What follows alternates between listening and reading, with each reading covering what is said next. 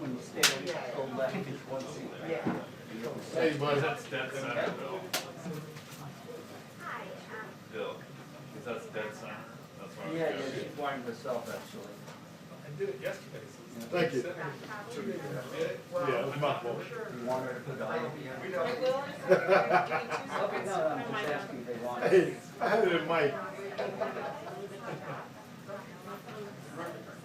Couldn't see it, I thought it was live.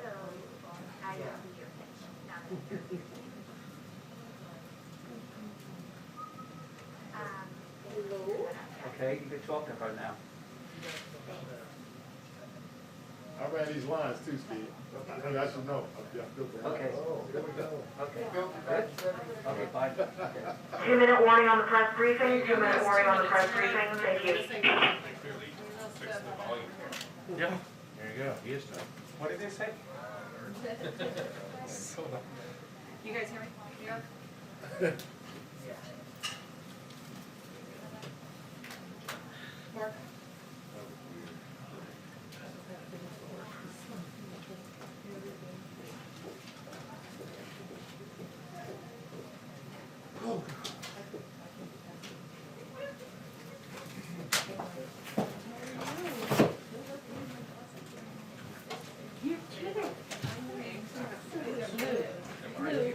Blue memo today, yes, exactly. We almost forgot our masks. Yeah, I never heard it.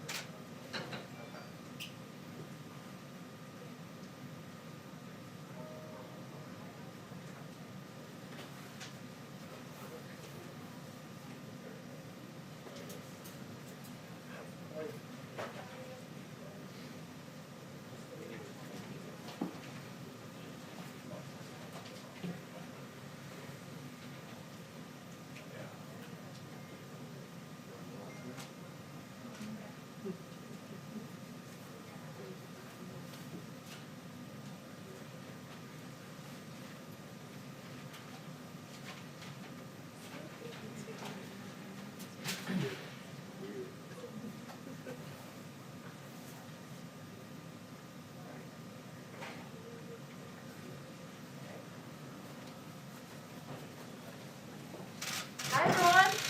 Hi, good morning. Good morning. Is it morning? Is it lunchtime?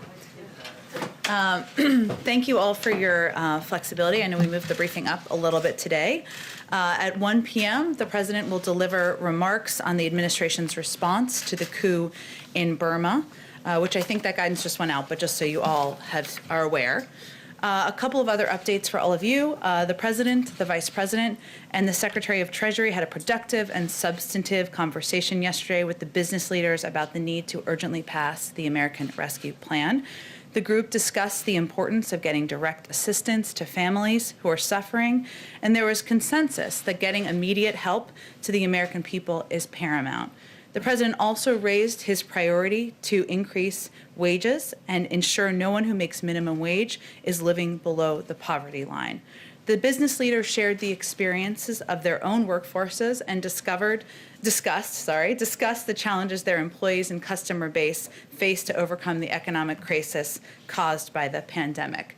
The group agreed to work together moving forward to help grow the economy, particularly around infrastructure investment, and help make life better for working families across the country. Another scheduling update for all of you. This Friday, President Biden will continue his engagement around the American Rescue Plan by meeting with a bipartisan group of mayors and governors here at the White House to discuss the vital need to get more support to their communities and to those on the front lines of this fight. He has proposed $350 billion in support for state and local government. That means keeping cops, firefighters, public health workers, teachers, and other public servants on the job in the fight against the virus. And that means getting help to cities, counties, and states to get vaccines and arms faster, something many governors and mayors have spoken about. Mayors in particular are on the front lines of this, and we've seen widespread bipartisan support from them. We're hoping to even bring some of them to the briefing room here to talk with all of you on Friday. Just a couple of other updates. Today, our COVID response team gave an update on its progress and sweeping action in addressing the health crisis facing our nation. They announced the launch of 5 new community vaccination centers across Texas and New York State.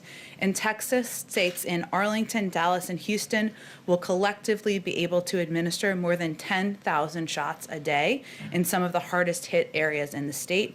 Teams from the federal government are being deployed immediately to help get those sites running and are expected to start the week of February 22nd, so before the end of the month. In New York, sites in Brooklyn and Queens will open the same week and will together have a capacity for 6,000 shots a day. This follows 2 sites announced last week and other ongoing efforts to accelerate equitable vaccination efforts, including by increasing weekly state vaccine supply by 25% since entering office, deploying federal personnel to support vaccination efforts nationwide, and over $3.15 billion in funding to states, tribes, and territories. Second, our team also announced members of its Health Equity Task Force. This is something many of you have been asking about since the president took office. The president's 12 members will bring noteworthy backgrounds and expertise to represent a range of racial and ethnic groups and other key constituencies, including children and youth, educators and students, healthcare providers, immigrants, individuals with disabilities, LGBTQ individuals, public health experts, rural communities, state, local, territorial, tribal governments, and labor unions. This board is charged with issuing a range of recommendations to help inform the COVID-19 response and recovery, including equitable allocation of resources, and of course it will be chaired by Dr. Marcela Nunez-Smith. Finally, someone in here, I think it was your colleague from the AP, asked couple days ago, I should say, about the president getting COVID tested, and I just wanted to provide an update that the president's last COVID test was last Thursday. It was negative. We will venture to ensure we are providing that information to you as it comes out moving forward, or as he is tested. But just so everybody has a full assessment of why, or the timeline. 95%, there's 95% protection from the vaccine, but it's not 100% protection. So the president's doctor believes it is reasonable and prudent to randomly test the president every 2 weeks as surveillance, and we'll keep you all updated. But that's kind of while there isn't CDC guidelines, that's his recommendation. That is it. Let's go to you. Go ahead. Well, thank you, Jen, for the follow-up there. On 2 topics, first being impeachment. The president has said consistently that he will not be watching the trial. He said so again yesterday. But yesterday, the House impeachment managers unveiled videos of the Capitol riot that clearly was very moving to a lot of people. It resonated to a lot of people, including those in that chamber. Is the president really not going to participate at all in this historic experience, this national moment? Does he have nothing he wants to add to those who may have been impacted by what they saw yesterday as part of this trial? Well, it may seem like some time ago, but the president has spoken repeatedly to the events of January 6th. On January 6th, he called the insurrection at the Capitol an unprecedented assault on our democracy, bordering on sedition. He said it was unlike anything we've seen in modern times. Again, when the House voted on January 13th, following that vote, he called the events of January 6th an armed insurrection against the United States of America that was carried out by political extremists and domestic terrorists who were incited to this violence by President Trump. He has certainly not been silent, and he won't be silent on, of course, his concerns about hate rhetoric and speech and the impact that has in society, and he hasn't been silent on the actions of the former president. On another matter, the CDC today announced that they find that they have a study that showed that 2 masks are significantly better than 1 in slowing the spread of coronavirus. Will the White House champion the position that Americans should be wearing 2 masks, and is that a behavior that will be modeled perhaps by White House staff? Well, I've learned a lot about this myself, the issue of studies versus recommendations, or specific guidelines, I should say. So this was a study which was a reflection of the importance of well-fitting masks, something that many of our health and medical experts have talked about. It doesn't actually issue definitive guidance on 1 mask versus 2 masks. Obviously, if that's something they were to issue as official guidance, we listen to our health and medical experts. But the study does show that if a person has a loose-fitting mask, that they should consider options to improve that fit. And this includes nose wire, knotting the earlobes on your mask, wearing a cloth mask over a medical procedure disposable masks, something we do here quite a bit. So the bottom line of that study is actually to improve the fit of the mask, and a second mask is one of several options to be able to do that. And then just to follow up, and then I'll hand off. In terms of, is there a plan underway for the White House administration to send out masks to Americans, to mail them to addresses, so Americans will have their own high-quality mask, when there's often confusion as to what kind should be worn, what offers more protection? Sure. Well, one, the president uses every opportunity he has, as he did at the Super Bowl, not that he was there, but in the PSA, to make clear to the American people the safety of wearing masks, the impact of wearing masks. He said that it would save 50,000 lives, more than 50,000 lives, if Americans wore them for 100 days. There are a range of options under consideration on to how to ensure that people who need masks the most, people who need this type of protection the most, receive it, but no final decision has been made.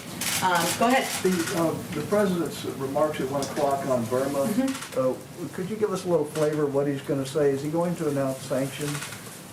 I've been here long. We're having such fun together. I don't think you want me to get fired on week 3 of my time here as the press secretary. He will have more to say about actions being taken by the United States in response to the coup in Burma.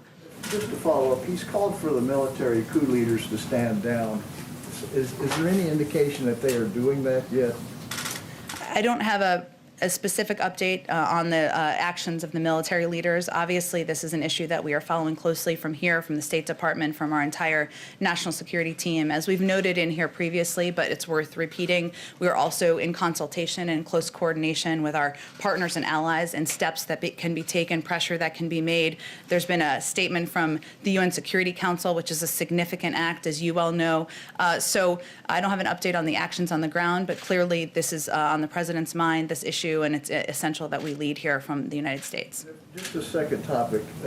Has the president abandoned a plan to force the sale of TikTok's American operations to a group that would include Oracle and Walmart?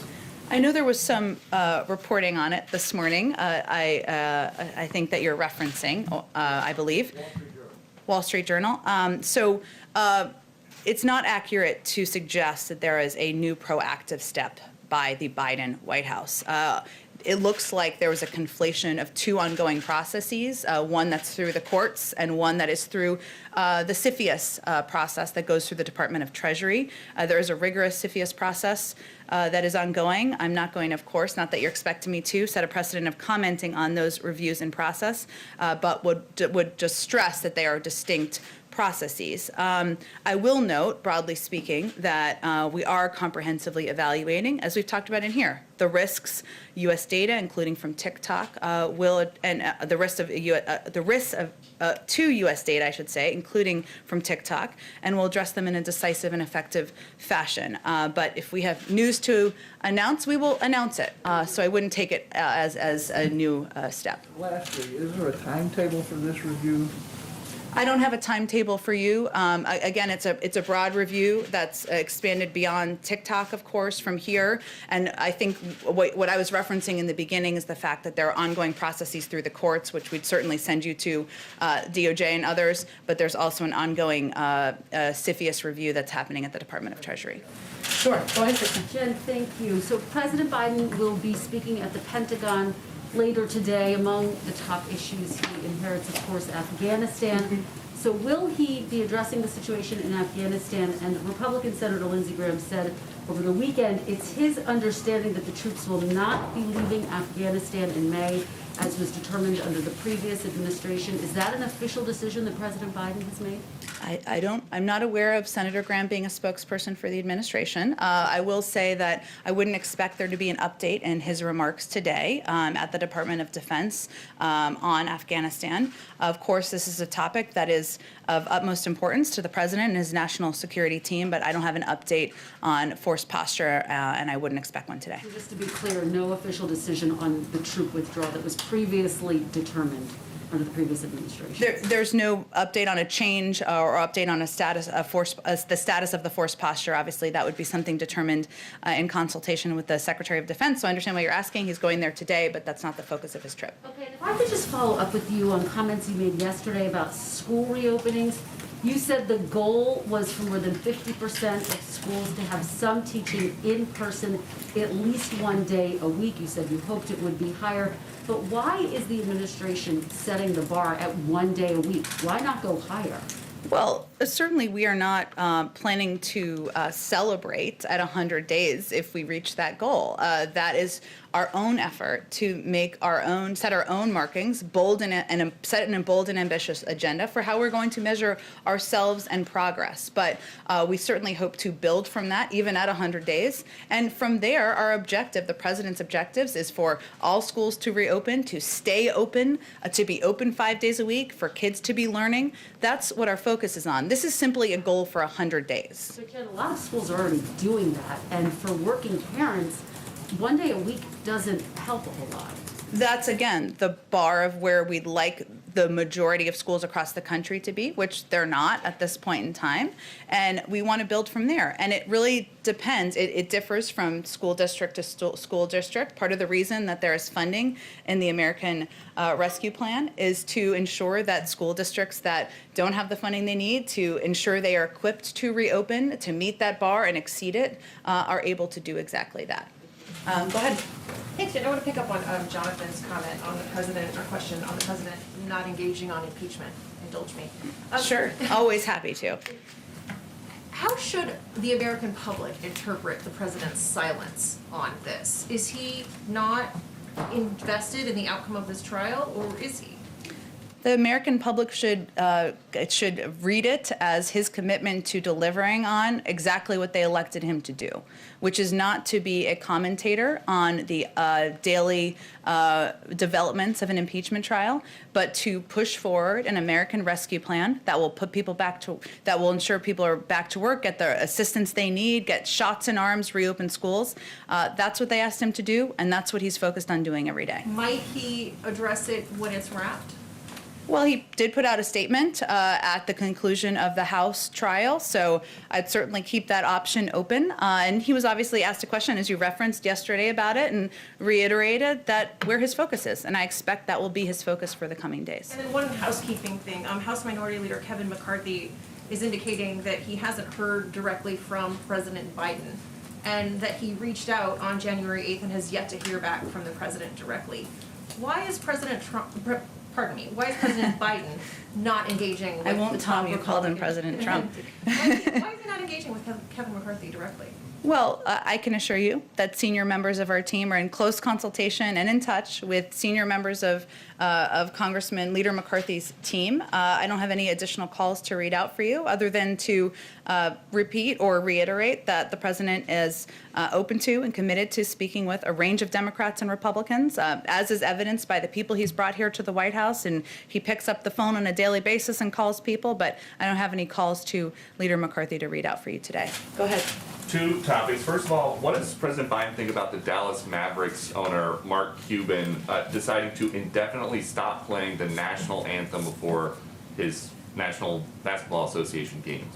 Well, I haven't spoken with the president about the decision by Mark Cuban on the Dallas Mavericks, I should say the national anthem, but I know he's incredibly proud to be an American and has great respect for the anthem and all that it represents, especially for our men and women serving in uniform around the world. He'd also say that, of course, that part of pride in our country means recognizing moments where we as a country haven't lived up to our highest ideals, which is often and at times what people are speaking to when they take action at sporting events. And it means respecting the right of people granted to them in the Constitution to peacefully protest. That's why he ran for president in the first place, and that's what he's focused on doing every day. And then on schools, when President Biden talked for the last couple months, particularly during the transition, about reopening schools within the first 100 days, why didn't he ever mention the small print that was just going to be for 1 day a week as the goal? Well, again, the president set a goal of reopening the majority of schools within 100 days. And when you asked what that meant, I answered the question. So that is not the ceiling. That is the bar we're trying to leap over and exceed. And as I said in response to Kristen's question, the president wants to not just open schools. He wants them to stay reopened. He wants kids to be back in school learning 5 days a week. He wants everybody, parents to feel safe, teachers to feel safe. That's why he asked his Department of Education and the CDC to work together on guidelines. That's why he's put proposed funding in the American Rescue Plan, because he knows that's not going to happen on its own. It's going to need some assistance to make it reality. Is there a thought that this goal, though, that you guys are setting for the first 100 days is more of a dry run for next year? Because 100 days from January 20th, April 30th, that's when a lot of schools are getting ready to close for the year anyway. Well, it just happens that January 20th is when every president is inaugurated, so we can't change that. And 100 days we felt was a period of time, a measurable period of time where we could set a goal, measure ourselves against, hopefully leap way past that goal. That's always our objective, and then build from there. And you're right, schools won't be in session for the summer, but this is a pandemic. We're working to get under control, making progress every month, and we're certainly hopeful that things will be, more kids will be back in school 5 days a week as quickly as it can safely happen. And then just one more for one of our colleagues who could not be here because of social distancing guidelines. What do you say to teachers who are nervous about going back into the classroom without being fully vaccinated? Well, we say to teachers, we want you to be able to go back to school and go back to school safely. And, the president is married to a teacher, Dr. Biden. He's known many thousands of teachers throughout his career. He listens to them. We all engage with a range of groups about their concerns, about what their objectives are. Most teachers will tell you they want to be in the classroom. And they want to be there with their students, especially of younger kids, and do that in-person learning. They want that too. They want to do it safely. We're waiting for the CDC guidelines. Those will be the first guidelines that will be coming from the federal level that will outline recommendations based on health and medical experts. We're waiting for those. We're hopeful that those will give a sense to school districts across the country on the steps that they can take to increase the safety in their schools. It will be up to school districts, but that's really the next step here. We want schools to open, but we want them to open safely, and we want teachers and parents to all feel that. Go ahead, Mike. Thanks, Jen. If I could talk to you a little bit about the sales campaign that you've talked about to pass the COVID relief package, and the COVID vaccination effort. If you compare to the Obama administration when he was trying to sell the healthcare, Obamacare, Affordable Care Act, the president went around the country, held very long, very involved town hall meetings. There's obviously COVID restrictions, but the President Biden seems willing to travel now. He will be going on his second trip on Air Force One next week. And so, why aren't you guys using that opportunity to at least, get out to the American people and sell the plan a little bit more aggressively? And he seems to be just staying here. And then second, on the vaccination, in a sort of related way, once the website was fully up for Obamacare, there was a massive multimedia campaign, TV ads. You worked with partners to sort of get out there into like underserved communities to get people to sign up. Where is the similar effort to get people vaccinated? There will be a similar effort. We've only been here 3 weeks. It takes some time to get a paid media campaign off the ground. We want to do that in an effective manner. We're not waiting or delaying. We obviously just announced the Equity Task Force today. All of these individuals are experts, represent different parts of the country and different communities in the country who are deeply impacted. We expect to have many of them out there communicating broadly. We've done dozens and dozens and dozens of interviews with senior administration officials, with cabinet officials, to communicate about the American Rescue Plan. The president's been out talking about it nearly every day. So we have not held back from using the bully pulpit of the presidency to communicate with the American public. He will be out next week, as you mentioned, and I expect he will be out more in the weeks ahead to communicate effectively and directly with the American public. But a little different from the Affordable Care Act, what we're doing in part, it may be what's the components of what are in the plan, reopening schools, getting vaccines in arms, ensuring that Americans who don't have food have concerns about putting food on the table have money to get through this period of time. is working. More than 70% of the public in almost every poll supports this package. So we are certainly out there. Everybody's focused on this every day, selling it, and the public seems to like what they're hearing, but our job is not done. We need to get it across the finish line. So the President will be traveling and others will be out there even more in the weeks ahead. And on one other topic, the President put forth on the first day a comprehensive immigration proposal, legislation that would wrap a lot of things into one bill. There seems to be support in the advocacy community, immigration advocacy community now for moving ahead with components of that separately, both for Dreamers, perhaps for ag workers. Does the President support splitting that effort up? While they're, essentially while the bigger package is being worked on, does he support going ahead, and would he sign into law if they got passed the smaller pieces? Or does he want to put that off and wait for the bigger effort? Well, as you know, Mike, from following this closely, the formal bill has not been proposed yet on Capitol Hill.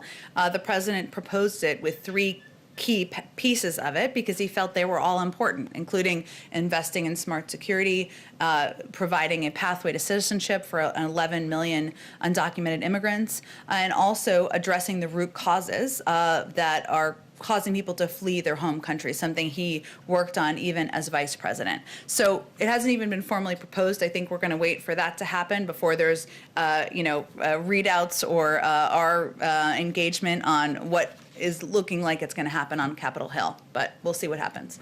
Go ahead. Two questions, please. In India, Twitter has shut down hundreds of accounts from people who criticize the government. Is the White House concerned about this crackdown on free speech by the Modi government, and to what extent does this impact the U.S.-India relationship and your administration's Indo-Pacific strategy? I know that my colleagues at the State Department have spoken to this more extensively, and I would certainly point you to them. Of course, we always have concerns about crackdowns on freedom of speech, freedom of expression happening around the world, and when it doesn't allow people to communicate and peacefully protest. But I would point you to the State Department for more specifics. And then the second question is on this chip shortage that has now moved beyond just automakers. A lot of automakers have shut down production.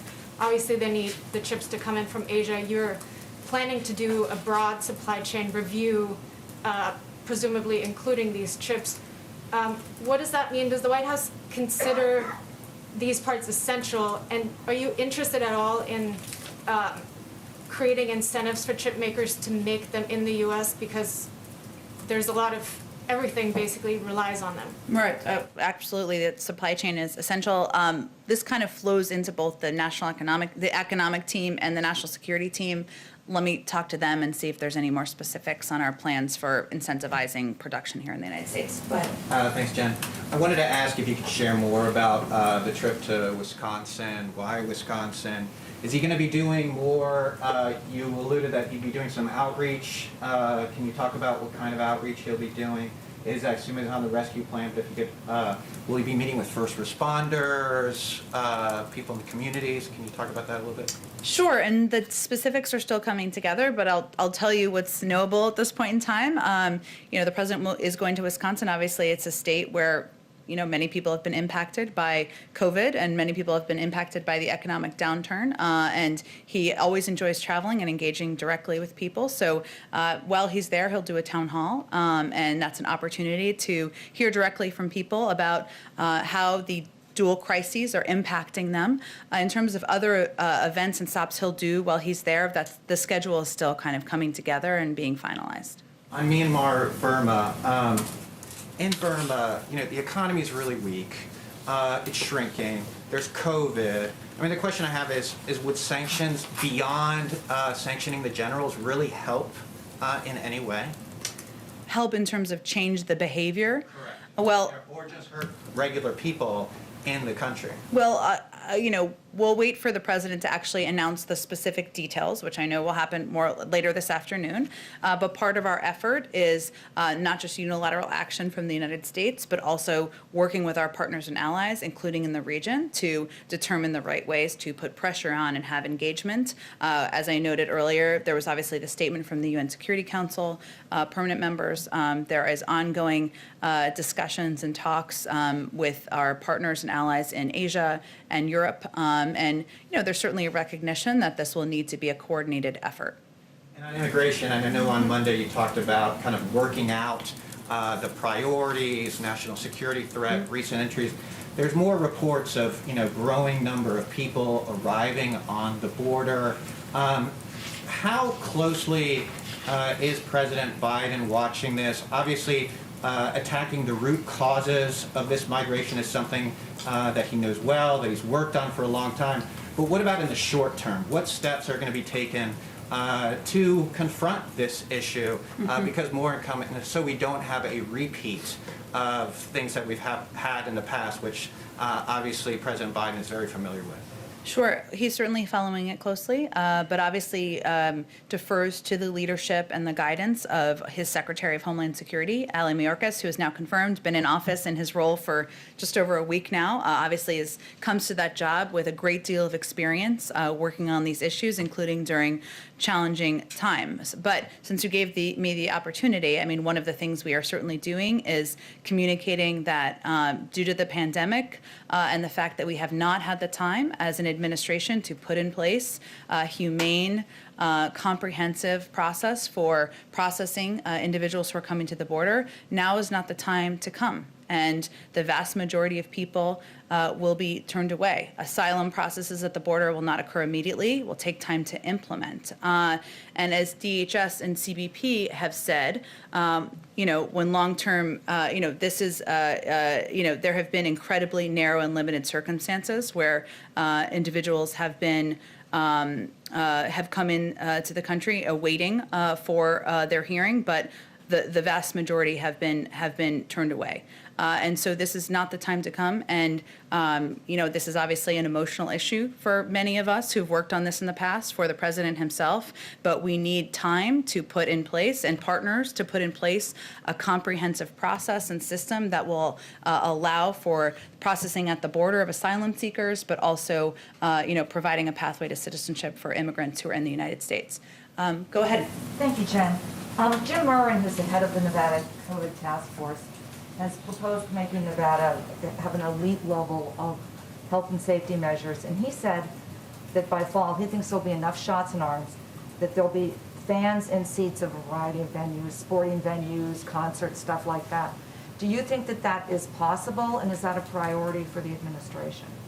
Well, I think the president said during his Super Bowl interview that he certainly hoped that next year at this time, we would all be watching the Super Bowl at parties and the stands would be full.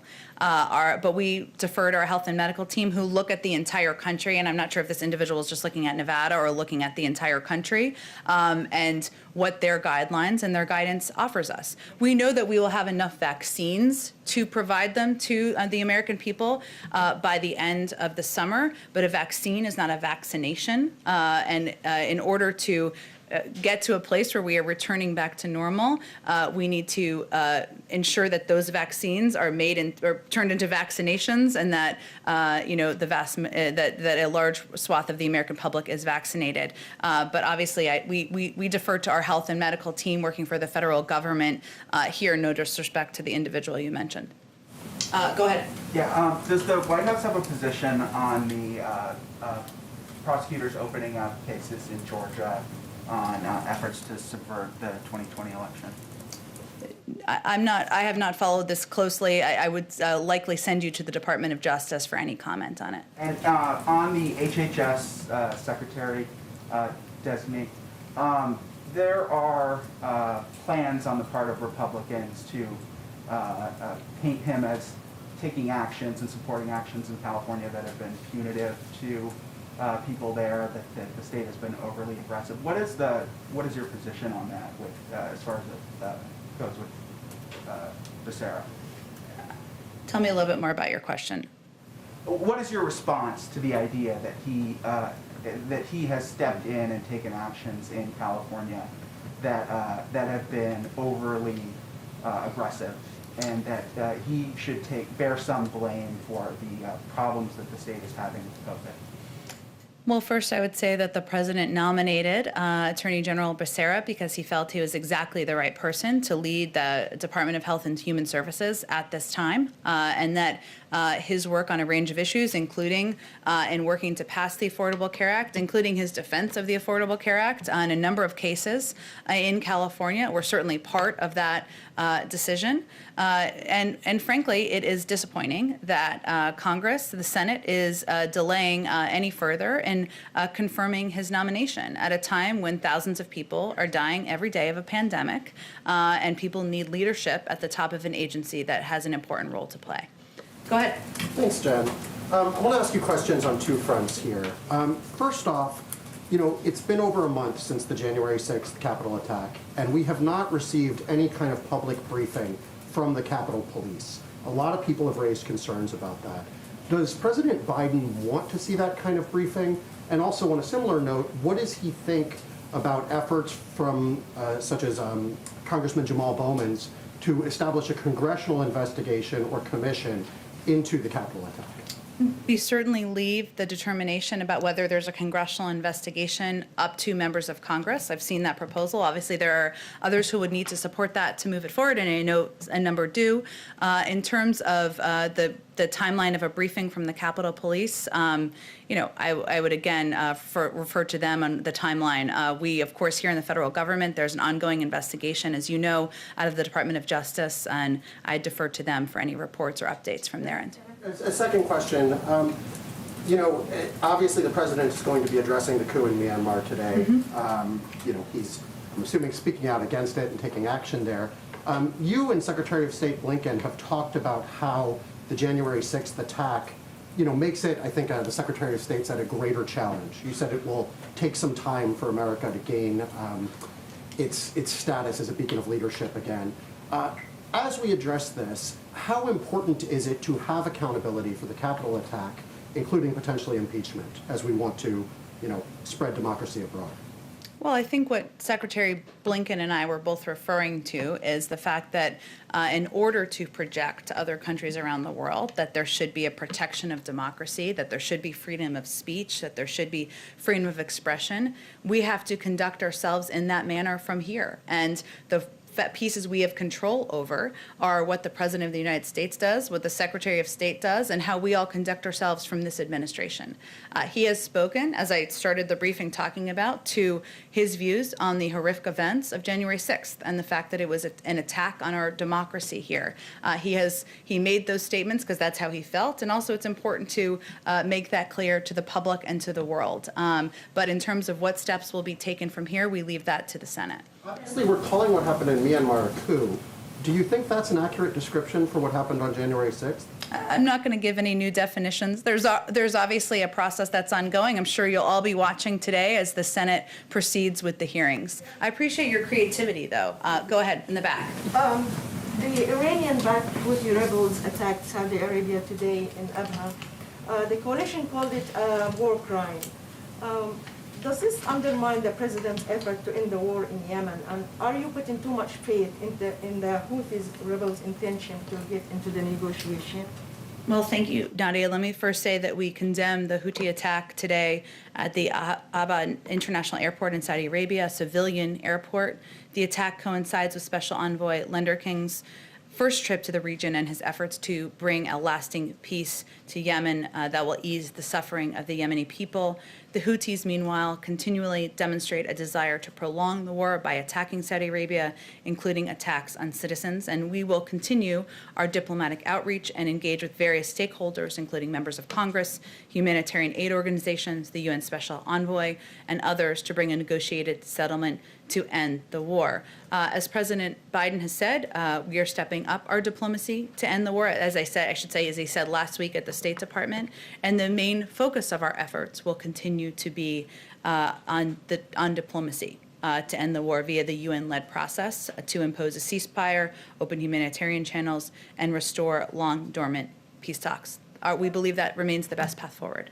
Thank you. I have a quick question on Iran. Some reports indicating that you're considering baby steps to get back into the negotiation. Is this on the table? Is this something that administration is considering at the time? Did you say baby steps? I'm sorry, the masks make it hard to hear. The president's focus is on reiterating what he did last weekend, which is that in order to move forward, Iran needs to comply with the outlines of the JCPOA and the agreement that was formed just a few years ago. In terms of any additional steps under consideration, I don't have any update on that. Go ahead. Thanks, Jen. I wanted to ask you about the budget, which I know it's a little early to be thinking about, but It's never too early to talk about the budget. Skinny budget, all sorts of budgets. can you lay out a timeline for us of when to expect to see the president's first budget? And my second question is does the president plan to cut his proposal or cut defense spending or propose to cut defense spending? As you know, our nominee to lead the OMB just had her hearing yesterday, and hopefully she'll be in place soon. But there were some challenges that came about during the transition in terms of a bit of intransigence from the outgoing administration and lack of cooperation as it related to OMB and the budget process. So we expect there to be a delay in the release of his first budget. I don't have an exact timeline of when that will be, though. Would we see an outline or something? I mean, I know the budget's a thick document, but would you see an outline before that, or what are you thinking? I don't have anything to preview yet for you. I can talk to our friends or connect you directly with our colleagues at OMB and see if there's anything more specific they can preview for you at this point in time. Thank you. Sure. Go ahead in the back. Yes, thank you, Jen. On Iran as well, does the administration welcome any role that its allies in the region can play in order to help facilitate talks with Iran or bring it back to the table? I mean, General McKenzie said on Monday, namely about Qatar, when you consider the problem with Iran, they have a large role to play in that. Does the administration consider Qatar as a potential, maybe role player in bringing Iran back to the table? And knowing that both National Security Advisor Sullivan and Iran's envoy Rob Mali, they both spoke with the Qatar foreign minister.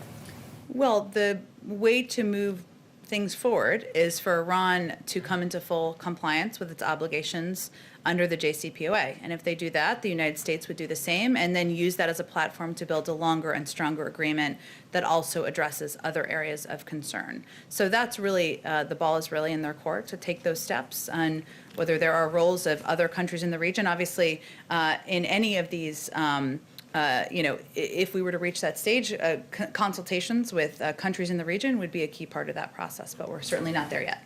And also on the Houthis, please, delisting the Houthis from the terror list, other than the humanitarian assistance, does it have any strategic significance? Is the administration willing to enter a dialogue with the Houthis in order to end the war in Yemen in a peaceful way? I know there have been some reports, but I don't believe my colleagues at the State Department have confirmed anything about delisting, so I would point you to them for any confirmation or specifics and any of the reasoning.